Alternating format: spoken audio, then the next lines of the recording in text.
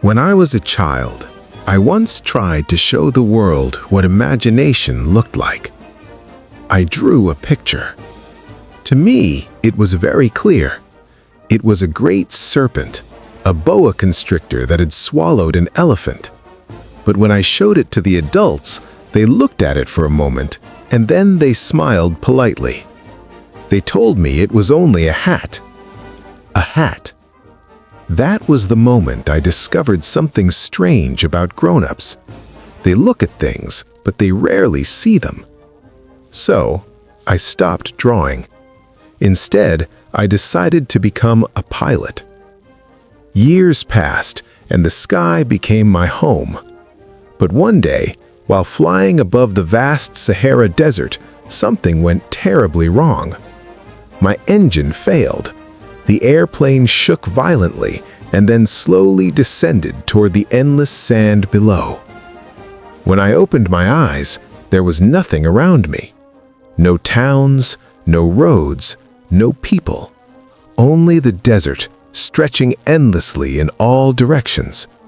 The silence was overwhelming. I had very little water and no mechanic to repair the engine. The desert is a place where a person hears their own thoughts very clearly. And then, something unexpected happened. Early the next morning, a small voice woke me. It said softly, "Please, draw me a sheep." I looked around in surprise. Standing before me was a small boy, golden hair, bright, curious eyes, and a calm expression, as if meeting strangers in the middle of a desert was perfectly normal. This was the little prince. Slowly, he began to tell me about his home. He said he came from a very small planet, so small that a person could walk around it in just a few minutes. On that tiny planet, there were 3 volcanoes. 2 were active, 1 was extinct. But the prince cleaned them carefully every morning because he said even extinct volcanoes can wake up. And on that planet, there was also a flower, a rose. She was beautiful but proud. Sometimes she spoke with vanity.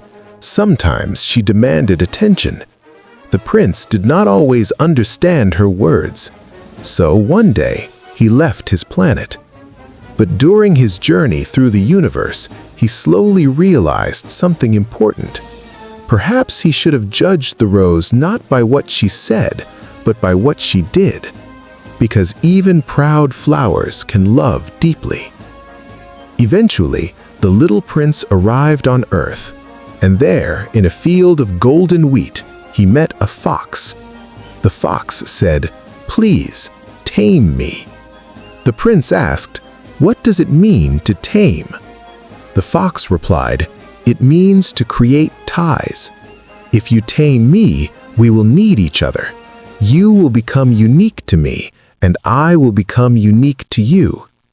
Day after day, they sat together quietly, and slowly a friendship was formed.